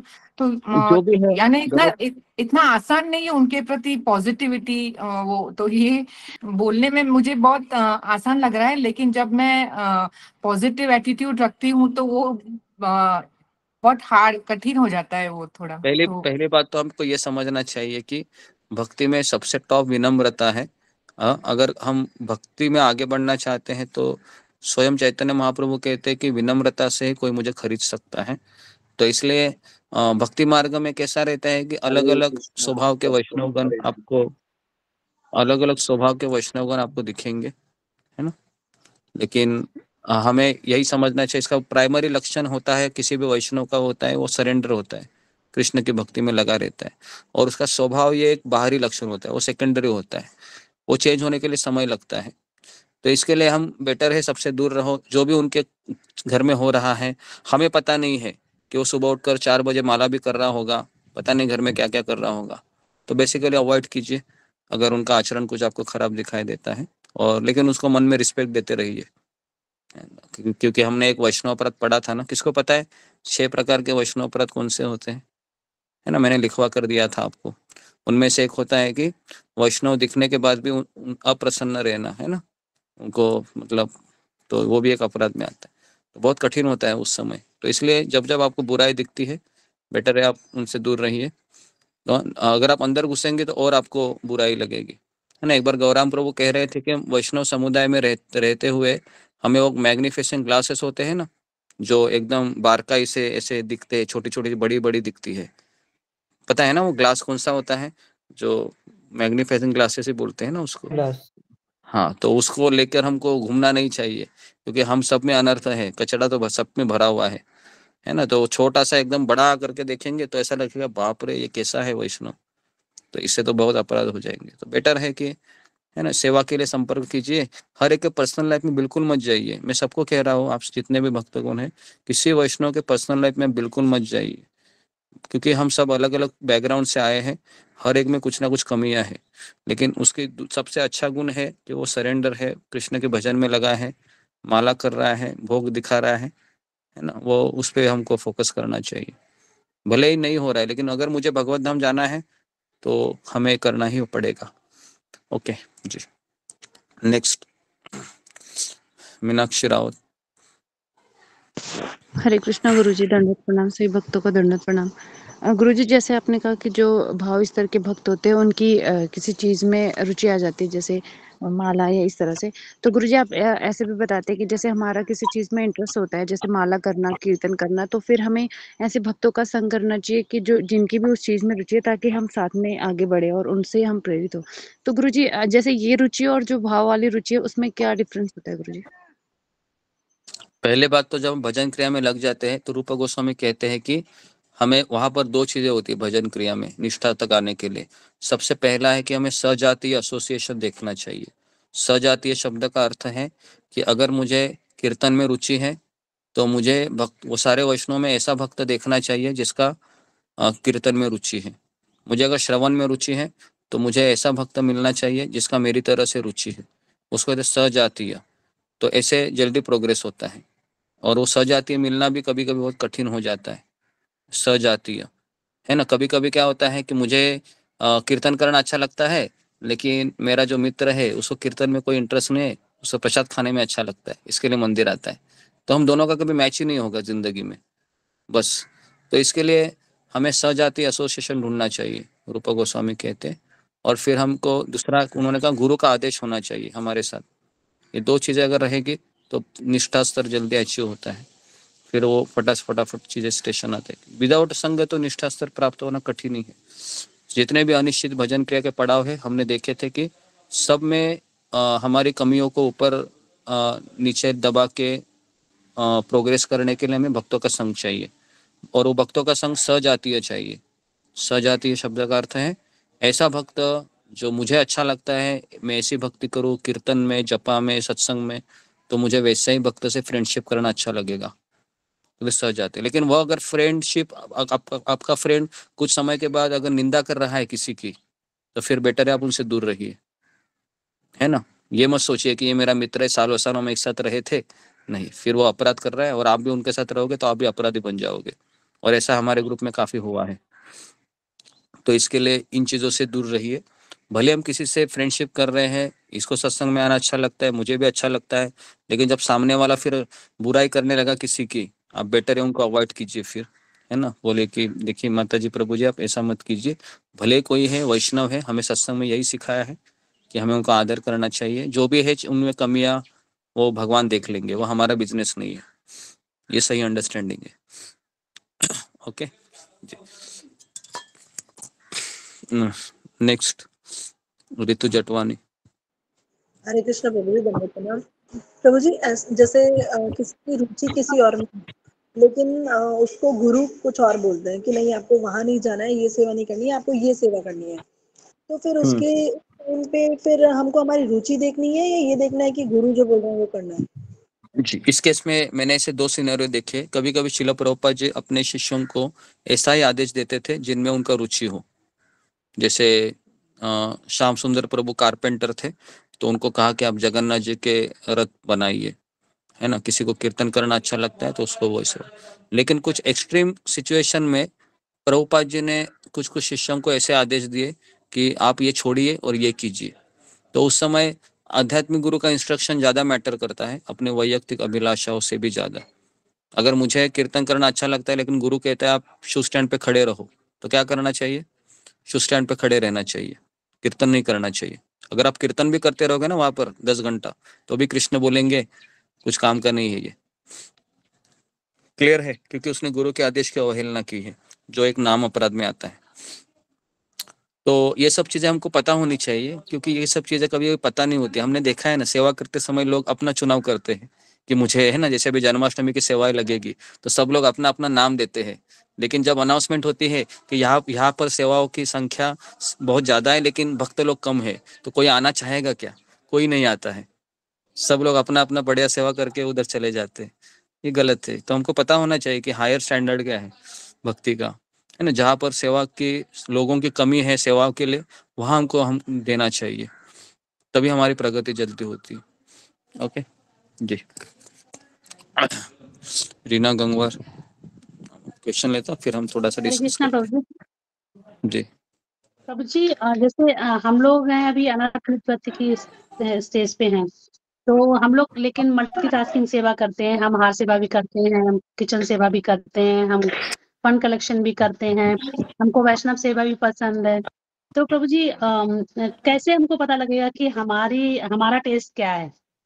हम तो सारी जो भी सेवा हाँ मिलती है हम करते हैं, और लेकिन जैसे मुझे अगर वो पूछो तो मुझे वैष्णव सेवा करना ऐसा भी नहीं कह सकते गार्लैंड सेवा अच्छी नहीं लगती, किचन सेवा अच्छी नहीं लगती है। तो कैसे समझेंगे अपना स्वरूप कि हमारा हमको पहले एक कौन सी एक सेवा से एक, पसंद है आप जी उसका? जी एक सेमिनार में मैंने सुना था कि मल्टीटास्किंग सेवा करने वाला व्यक्ति कभी प्रगति नहीं करता है। वापस कह रहा हूं मैं, मल्टीटास्किंग करने वाला व्यक्ति कभी प्रगति नहीं करता है, क्योंकि वो हमेशा घूमता रहता है, वो इधर से उधर, उधर से इधर, इधर से उधर। और दूसरी चीज उन्होंने कहा कि इंट्रोस्पेक्शन जो करता नहीं है भक्त, जिसको इंट्रोस्पेक्शन करने के लिए समय ही नहीं है, तो ऐसा व्यक्ति भी प्रगति नहीं करता है। दिन भर लगा रहता है वो, उसका टाइम ही नहीं है, तो ऐसा व्यक्ति कभी प्रगति नहीं करता। बाद में वो एग्जॉस्ट हो जाता है और थक जाता है ऐसे, अभी मुझे आराम दे दो जरा, 2 दिन मुझे सोने का है ना। तो ऐसा, तो फिर ऐसे हमने कई भक्त देखे हैं, है ना, उनका कुछ नहीं होता है, बस घूमते रहते हैं इधर से उधर, उधर से इधर। तो हमें पहली बात की कहा कि मल्टीटास्किंग बंद करना चाहिए, सबसे पहला है।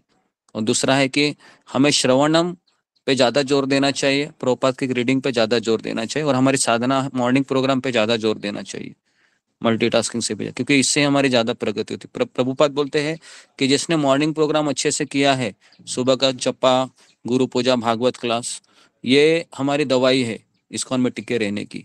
बाद में जो सेवाएं आती है दूसरी, फंड कलेक्शन हो या ये है वो है, वो तो हमें समय के हिसाब से देखना है कि हम कितना कर सके। और खुद को इतना थकाना नहीं चाहिए कि हम सुबह सुबह का जपा में हम सोते रहे।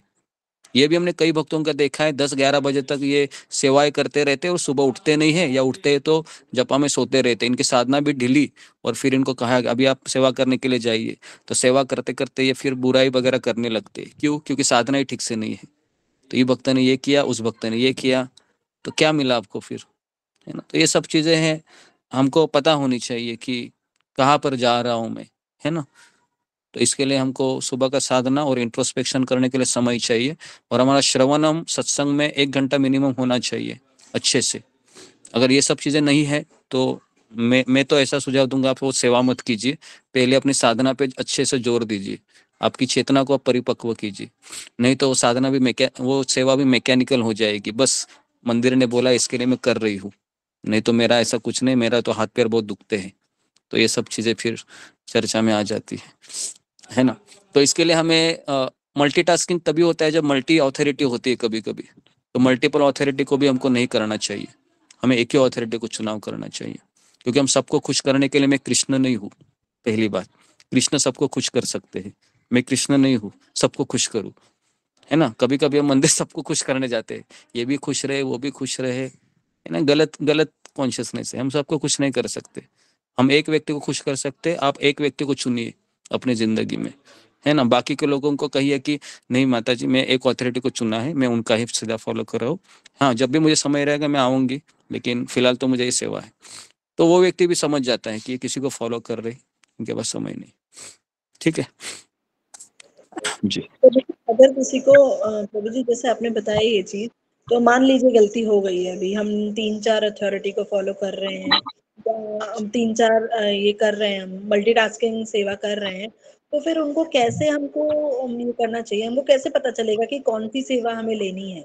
मतलब दो अगर सेवा में से एक जी, सेवा ले लें सिर्फ, अगर अगर तो वो हम अगर वो अथॉरिटी मैच्योर्ड है ना, अगर वो अथॉरिटी परिपक्व है आपके, तो वो आपकी भावनाओं की कदर करेंगे। और अगर वो अथॉरिटी परिपक्व नहीं है तो आपको ब्लेम करेंगे कि देखो माता जी अभी आप सेवा नहीं कर रहे हैं।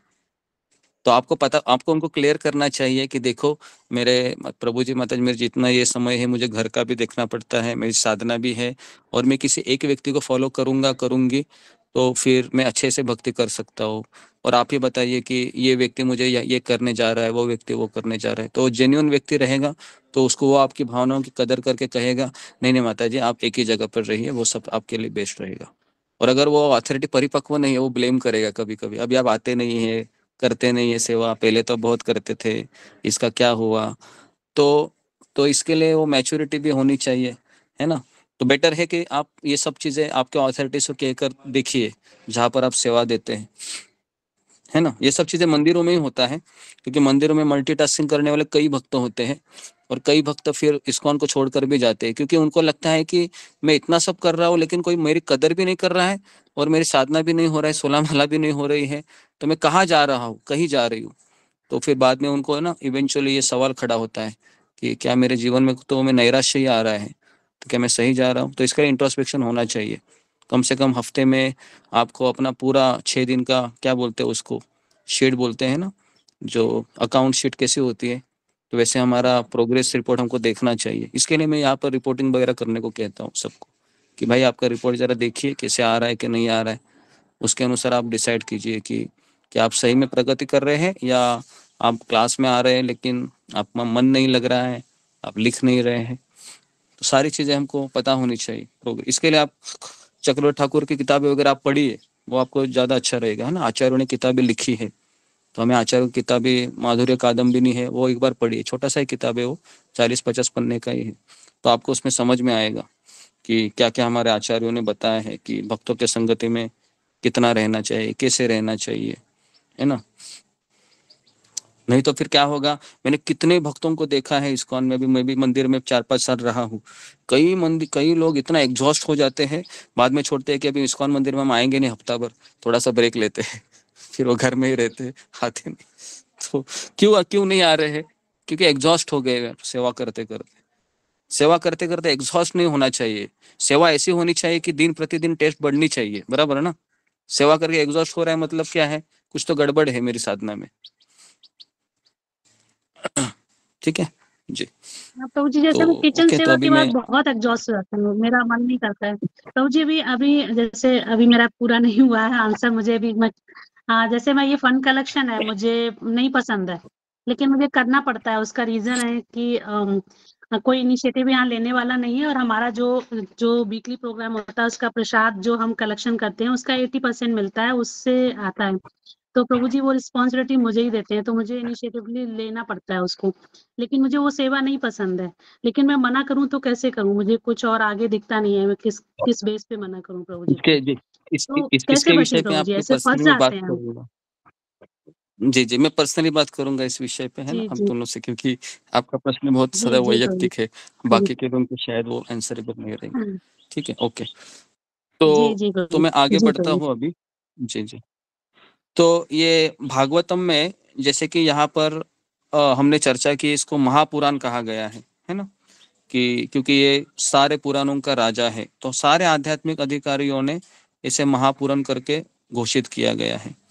और सुखदेव गोस्वामी ये सर्वोच्च आध्यात्मिक साक्षात्कार व्यक्तियों में सर्वोच्च व्यक्ति है, क्योंकि हम सबको पता है कि ये राधा रानी के तोते थे ना, जैसे कि शिव जी इनके पीछे पीछे लगते हैं, फिर वह व्यासदेव जी के गर्भ माँ पत्नी के गर्भ का आश्रय लेते हैं, और वही फिर तोता है, फिर वह सुखदेव गोस्वामी के रूप में प्रकट होते हैं, है ना। ये सब स्टोरी है। तो इसके लिए कोई साधारण व्यक्ति तो है नहीं सुखदेव गोस्वामी। और फिर भागवतम का विषय इतना महत्वपूर्ण होने के कारण उन्होंने सबसे पहले अपने महान पुत्र को ये संदेश सुनाया, सुखदेव गोस्वामी को। इसकी तुलना दूध की मलाई से की जाती है। जैसे वैदिक साहित्य ये ज्ञान के एक क्षीर सागर के समान है, और मलाई या मक्खन दूध का सबसे स्वादिष्ट सार है। तो ऐसा वैदिक साहित्य है वो दूध की तरह है, और भागवतम मक्खन की तरह है। तो इसके लिए कोई भागवत केवल पढ़ेगा ना 18,000 श्लोक, तो उसको इतना, क्या बोल सकते हो, 108 उपनिषद, 18 पुराण, 4 वेद पढ़ने की कोई आवश्यकता नहीं है ना। भागवतम केवल पढ़िए, सब पता चलेगा आपको। तो भागवतम का संदेश स्वीकार करने में कोई लाभ नहीं है जो आम लोगों के लिए भागवतम का व्यापार करते हैं। तो इसके लिए प्रभुपाद जी हमेशा एक उदाहरण देते थे, है ना। यहाँ पर अभी मैं हूँ उस गाँव में, तो यहाँ के लोग कहते हैं कि यहाँ पर बाहर से गुरु आते हैं, और ये गुरु है ना, भोग लगाने के लिए भी नहीं कहते, क्योंकि कहते हैं कि शिष्य को अधिकार ही नहीं भोग लगाने का, केवल गुरु को ही अधिकार है। तो ये सब ये उल्टे सुल्टे प्रश्न मुझे यहाँ पर बहुत उनको उत्तर देने पड़े, है ना। कल तो पिछले 2 दिन से तो एकदम रात के 9:30 बज जा रहे हैं, खाना भी लेट होता है, सोना भी लेट हो रहा है। तो इतने शाम को इनको समय होता है, तो शाम को यहाँ पर ओपन ग्राउंड में कुर्सी लगाते हैं, और फिर पूरा गांव के गांव आता है यहाँ पर, और ये सब दीक्षित लोग हैं नित्य निताई संप्रदाय के, और उल्टे सीधे प्रश्न होते हैं इनके कि यहाँ के गुरु कहते हैं कि भोग लगाने का अधिकार केवल गुरु का ही होता है। तो मैंने कल कहा कि ऐसा तो गीता में भगवान तो नहीं कहे हैं, है ना, भगवान तो गीता में कहते हैं कोई भी भोग लगा सकते हैं, है ना, तो ये सब गलत है, ये सब पाखंड है। मैंने तो सीधा कहा, एकदम हेवी शब्दों का प्रयोग किया है मैंने कल कि ये सब पाखंड है, सब छोड़ दीजिए, इससे आप कभी प्रगति नहीं करोगे, ना भगवत धाम जाएंगे, बस आप केवल झूठी तसल्ली पर जीते रहेंगे कि हाँ मैं वैष्णव हूँ, मैं वैष्णव हूँ। तो फिर इन्होंने कुछ है ना कहा, बहुत सारे लोगों ने फिर कहा कि हाँ कि हम करेंगे आप जो कहें वैसे। तो कहने का तात्पर्य है कि ऐसे कई ऐसे अनऑथराइज गुरु होते हैं हमारे संप्रदाय में भी, जैसे चैतन्य महाप्रभु के संप्रदाय में प्रभुपाद ने एक तात्पर्य में लिखा है कि ऐसे 16 से 18 अपसंप्रदाय है, एक नहीं है, 16 से 18 जो अपने मन घड़न विचारों को जब चैतन्य महाप्रभु भगवान है, नित्यानंद प्रभु को भी मानते हैं, वो नरोत्तम दास ठाकुर सारे आचार्यों को मानते हैं, लेकिन फिलॉसफी कुछ नहीं है। फिलॉसफी क्या है, बस सब कुछ करेंगे, कृष्ण का नाम भी लेंगे। तो सुखदेव गोस्वामी है वह ऐसे आध्यात्मिक गुरु नहीं थे, और उनका भागवत के व्यवसाय से कोई लेना देना नहीं था। ऐसे व्यापार से परिवार का खर्च चलाने की आवश्यकता नहीं थी, इसलिए भागवतम को सुखदेव के प्रतिनिधि से प्राप्त किया जाना चाहिए। Very very important. तो मैंने भी उनको कल यही कहा कि आप ऐसे गुरु को चुनिए जो यहाँ पर आपसे कोई पैसे नहीं मांगता है, कि यहाँ पर उनके गुरु आते हैं उनसे पैसे भी मांगते हैं, कहते हैं, और वो कंपलसरी कहते हैं देना ही चाहिए करके। तो इस तरीके से वो कहते हैं कि हम तो यहाँ पर उन्हीं को जानते हैं, हमारा कोई यहाँ पर सिखाने वाला, कोई मार्ग दिखाने वाला कोई है नहीं, तो हम पीढ़ी के पीढ़ी में ऐसे ही करते आ रहे हैं। तो इसलिए इन्होंने मुझे बुलाया था यहाँ पर कि बोलते कि आप आ जाइए, थोड़ा सा यहाँ पर हमें बताइए। तो और खास करके जिस घर में अभी मैं ठहरा हूँ, ये व्यक्ति भी पहले ऐसे ही थे, लेकिन हम 2 साल पहले हमारे सत्संग से जुड़े थे। तो फिर वो पहले नॉनवेज भी खाते थे कंठी माला पहन के, तो अभी इन्होंने नॉनवेज भी छोड़ दिया है, 16 माला कर रहे हैं। और अब पूरे घर में इन्होंने एकादशी के दिन पूरे गांव को उन्होंने न्योता दिया था, सारा गांव के गांव आया था यहाँ पर, है ना। और ये व्यक्ति जहाँ पर मैं रह रहा हूँ, ये उनकी कम्युनिटी के लीडर है, तो इनका लोग सुनते भी है ना। तो ये सब चीजें हैं, ये होनी चाहिए ताकि सही चीज क्या है वो पता चले। नहीं तो फिर क्या होगा, फिर दूध को अगर सांप ने स्पर्श किया तो क्या होगा, वो दूध जहरीला हो जाएगा, है ना, पीने योग्य नहीं होगा। तो फिर अगर भागवत को कोई ऐसा गुरु स्पर्श किया जो सही गुरु नहीं है, तो वो भागवत विषैला हो जाएगा। फिर मतलब आप भागवत सप्ताह में बैठे हैं, लेकिन भागवत विषैला हो जाएगा, फिर कोई परिवर्तन नहीं। तो इसलिए भागवत हमको व्यवसाय नहीं बनाना चाहिए। प्रभुपाद भी बहुत निंदा करते थे भागवत कथा, ये भागवत सप्ताह की, बोलते थे कि क्या ये सप्ताह है, 7 दिन सप्ताह करते हैं और फिर अंतिम दिन में वो राधा कृष्ण की दिव्य लीलाओं पे चर्चा करते हैं, और फिर गोपी बनता है, कृष्ण बनता है, झूलन भी दिखाते हैं, बराबर है, और फिर ये बहुत पैसा लेते हैं और फिर बोलते हैं हाँ हो गया अभी, है ना, कृष्ण आपके घर आ जाएंगे, है ना, अभी आप घर जाइए करके। तो इस तरीके से खत्म हो गया वो, है ना। और आज भी कितना रेट चल रहा है भागवत 7 दिन का, कोई लाख रुपए लेते हैं, कोई 2 लाख, 5 लाख, 10 लाख, ऐसा रेट है बाहर की दुनिया में, है ना। क्या होगा इससे, कुछ परिवर्तन नहीं होगा, है ना, दोनों भी क्या होगा वहां पर, कुछ नहीं होगा, बस ऐसे ही एक व्यापार है एक तरीके से वो। तो इसलिए हमको ऐसे भागवत में बिल्कुल नहीं जाना चाहिए, है ना। अगर आप जाओगे तो आपको भी लगेगा कि भक्ति मतलब ऐसा ही है, नाच गाना करो, नियम पालन नहीं करना है, सहजता से कृष्ण के नाम लेना है, तो सहजिया बनेंगे फिर हम। तो इसलिए हमें प्रभुपाद का बहुत बहुत हम कृतज्ञ है कि शिला प्रभुपाद ने जो हमें मार्ग दिखाया है ना, इस संसार में कोई नहीं दिखा सकता। ये पता चलता है कि हम जब ऐसे ऐसे गांव में आते हैं तो कितना ऑथेंटिक संप्रदाय है हमारा। नहीं तो फिर हम भी ऐसे ही सोचते होंगे, हाँ ऐसे ही चलो अच्छा है ना, कंठी माला भी पहनो, चाय भी पीते हैं, चलता है, तो हमारा भी ऐसे होता था फिर। ठीक है, तो ओके, तो यहाँ पर मैं रुकता हूँ। तो मैंने 41 का ही तात्पर्य कवर कर पाया मैं, तो 42 का हमने कल हम इसको है ना लेंगे। तो प्रभुपाद यहाँ पर एक बहुत बड़ी स्टेटमेंट लिखते हैं कि इतने सारे श्रोताओं के लिए वो आध्यात्मिक मृत्यु का कारण बन जाता है अगर हम किसी व्यावसायी भागवतम से सुनते हैं तो हमारी मृत्यु हो जाती है, आध्यात्मिक मृत्यु। तो इसके लिए प्रभुपाद बार बार कहते हैं कि हमें किसी प्रामाणिक आध्यात्मिक गुरु या फिर उस गुरु संप्रदाय में से आए हुए व्यक्ति से ही सुनना चाहिए, है ना। अगर आप YouTube में देखोगे ना, ऐसा तिलक लगाने वाले कई लोग आपको मिलेंगे, है क्या नहीं, जो प्रवचन भी करते हैं, लेकिन वो संप्रदाय के नहीं है वो, है ना। आपको लगता है वो चैतन्य महाप्रभु का भी नाम लेंगे, सबका नाम लेंगे, लेकिन आपको थोड़ी पता है वो तो फिर अलग ही फिर हो गए फिर, है ना। तो ये सब चीजें हमको पता होनी चाहिए। किससे भी आप सुनो, पहले ये जान लो कि वो कौन है, क्या उनका संप्रदाय है ना। नहीं तो फिर आप बोलोगे हाँ मेरे को कानों को अच्छा लग रहा है, बहुत बढ़िया बढ़िया बोलता है, यूट्यूब में बहुत फॉलोअर है इसके, 1 लाख 2 लाख 3 लाख, हाँ ये अच्छा है। नहीं, ये मापदंड नहीं है। मापदंड ये है कि वह प्रामाणिक गुरु शिष्य परंपरा से आना चाहिए, ये मापदंड है। उसके कितने यूट्यूब के सब्सक्राइबर है, ये मापदंड नहीं है कोई भी वक्ता का। ओके, तो ये सब चीजें हमें पता होनी चाहिए, ठीक है। तो यहाँ पर मैं कौन की है क्या चित्रलेखा? अभी मैं किसी के बारे में कमेंट नहीं करना चाहता हूँ यहाँ पर, मैं केवल इतना ही बोलना चाहता हूँ कि ये जो है ना चित्रलेखा हो, और भी बहुत सारे है लेडीज है, तो ये कोई देखो चित्रलेखा का नाम किसी हमारे महाराज ने लिया है क्या? कभी जयपताका का महाराज ने लिया है, कभी राधानाथ महाराज ने लिया है? किसी ने नहीं लिया। तो ये जस्ट एक दूसरे संप्रदाय से बिलोंग करे होगी, या फिर अपसंप्रदाय भी हो सकता है, लेकिन ये हमारे तो ब्रह्म मध्व जो इस्कॉन के संप्रदाय में से तो नहीं है। ओके, हो सकता है वो, क्योंकि गौड़ीय संप्रदाय में से भी कई ब्रांचेस निकलते हैं, लेकिन गौड़ीय संप्रदाय में भी काफी अप जो संप्रदाय भी है। हमारे इस्कॉन में भी एक अप संप्रदाय है, तो ऋत्विक करके है ना, ऋत्विक भी संप्रदाय है। तो बहुत सारी चीजें हैं, तो इसके लिए इतना कंफ्यूजन है कि सही कौन है गलत कौन है। तो इसके लिए हमें प्रॉपर हमें स्टडी करनी चाहिए श्रील प्रभुपाद की किताबों की, कि प्रभुपाद जी क्या बोल रहे हैं करके, और हमारे आचार्य क्या बोल रहे हैं, उसके अनुसार हमें चलना चाहिए, है ना। तो इसके लिए आचार्यों की किताबें भी आप पढ़िए। मैं खास करके रिकमेंड करूंगा, माधुर्य कादम्बिनी है, उसके पश्चात ये है भक्ति रसामृत सिंधु है, उपदेशामृत है, फिर ये बृहद भागवतामृत है, लघु भागवतामृत भी आप पढ़ सकते हैं।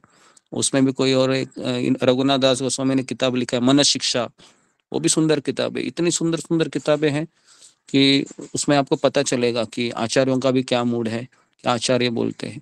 तो इससे हमें पता चलता है कि ये सारी किताबों की ऑडियो बुक्स है क्या? क्योंकि काम करते करते भी अगर हम सुन सके ना, क्योंकि ये एक्चुअली ऑडियो बुक वगैरह मुझे पता नहीं है, लेकिन आप सर्च कीजिए, शायद आपको मिल भी जाए कि इस किताब की ऑडियो बुक है। लेकिन ये सारे किताबें आपको इस्कॉन में नहीं मिलेगी, ये सारी किताबें आपको गौड़ीय मठ में मिलेगी, जो विश्वनाथ चक्र ठाकुर ने लिखी है, भक्तिविनोद ठाकुर ने लिखी है, और सनातन गोस्वामी रूप गोस्वामी ने लिखी है। मैंने ये सारी किताबें ऑर्डर की ऑनलाइन मथुरा से, और फिर मैंने उसको पढ़ी, फिर मैंने थोड़ा इसके नोट्स निकाले, फिर वो भी चीजें मैं आपको बता रहा हूँ। गुरुजी एक क्वेश्चन है, धन्यवाद प्रणाम। वो ये है कि जैसे हम जय किशोरी जी का भी सुनते हैं, जैसे कई अब आजकल तो बहुत सारे, तो जैसे अगर कोई हमारे साथ कुछ जैसे हम वैष्णव उसमें तो हम बहुत हम्बल रहते हैं, लेकिन हम जब मटेरियल वर्ल्ड में जाते हैं जहाँ पर हम काम कर रहे हैं, तो वहाँ तो कट थ्रोट कंपटीशन होता है। तो वहाँ पर तो हर कोई एक दूसरे के ऊपर चढ़ के ही आगे बढ़ना चाहता है।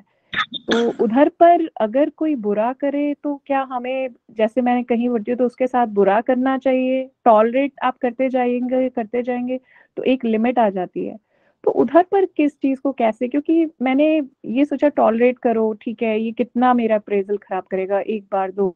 जी, मुझे आपको समझ में आ रहा है आपको क्या कहना है। तो आपने जय किशोरी से शुरू की, तो जय किशोरी है या बहुत सारे है।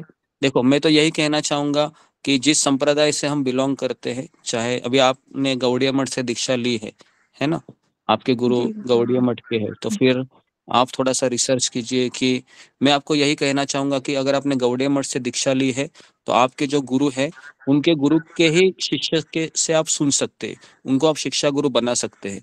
लेकिन उनके अलावा अगर आप किसी दूसरे व्यक्ति को अगर आप फिर शिक्षा गुरु के रूप में देखेंगे, तो फिर देखो देखने में 99.99% सब सेम लगता है, आई बात समझ में, लेकिन एक 0.001% का भी डेविएशन हो सकता है निष्कर्ष में, है ना। तो इसके लिए बहुत कठिन होता है फिर। पर क्या मैं गुरुजी सही सुन जैसे रहा कि हूँ? हाँ ये बात आपकी सही है, लेकिन जैसे जो हमारे गौड़िया मठ के गुरुजी हैं वो तो बोलते हैं आपको सबमिसिव रहना चाहिए, आपको टॉलरेट करते रहना चाहिए। पर आप कब तक टॉलरेट करें, ये एक हो जाता है, हाँ कहते हैं नहीं आप करते रहिए। अब लेकिन ये जी जी, मैं इसका प्रश्न का उत्तर आपको दे रहा हूँ कि हमको विनम्रता है ना, ये भक्तों के संगति में दिखानी चाहिए। अगर हम बाहर की जगत में जाते हैं ना, स्टाफ के साथ काम करते हैं, तो वहां पर टिट फॉर द टैट मतलब अगर वो हमसे छल कपट कर रहा है तो हमें भी उसी के अनुसार उसको आंसर करना चाहिए। कि वहां पर अगर हम विनम्रता दिखाएंगे तो ये लोग हमें खा लेंगे। हाँ प्रभु जी, यही मेरा गुरुजी समझ यही में आ बहुत रहा है? बड़ा। हाँ, तो हाँ इसके लिए वहां पर विनम्रता नहीं दिखाते हैं। विनम्रता सांप के सामने दिखाएंगे तो क्या करेगा सांप? डस लेगा आपको, खा लेगा, है ना। तो विनम्रता कहाँ दिखानी चाहिए ये भी हमको पता होना चाहिए। नहीं तो सब लोग बोलते हैं विनम्रता अरे भाई, लेकिन थोड़ा दिमाग भी इस्तेमाल करो। आपके सामने भक्त है तो आप उसके पैर छुओ, फ्लैट हो जाओ, उसको विनम्रता कहते। वहां पर आप दादागिरी मत करो। लेकिन अगर आप भक्तों के साथ नहीं हो तो फिर वहां पर आप जो छल कपट कर रहे हैं आपके साथ, आपका कली हो या परिवार वाले ही क्यों ना हो, थोड़ा सा उसको टिट फॉर टैट की तरह जवाब दो, ताकि उनको भी पता चले भगत भी है, चतुर भी है ना। नहीं तो फिर ओके आपको गुरुजी, खा ठीक लेगा है वो। धन्यवाद, ठीक है गुरुजी। जी गुरुजी एक प्रश्न पूछना था। हेलो आखिरी क्वेश्चन, हाँ जी बोलिए। गुरुजी, आप कहाँ पर रुके हुए हैं? गांव का नाम क्या है? क्योंकि उधर हाँ, मेरा गांव है, तो मैं वो जा करके मैंने अब इस आप मुझे वैयक्तिक फोन कीजिए, मैं आपको बता देता हूँ कहाँ पर है ना। ऐसा अनाउंसमेंट करने की आवश्यकता नहीं लग रही। ठीक है, तो आप मुझे फोन कीजिए, मैं आपको बता देता हूँ। तो यहाँ पर मैं रुकता हूँ। आप सबका बहुत बहुत धन्यवाद। श्रील प्रभुपाद की जय, गुरुदेव की जय। हरे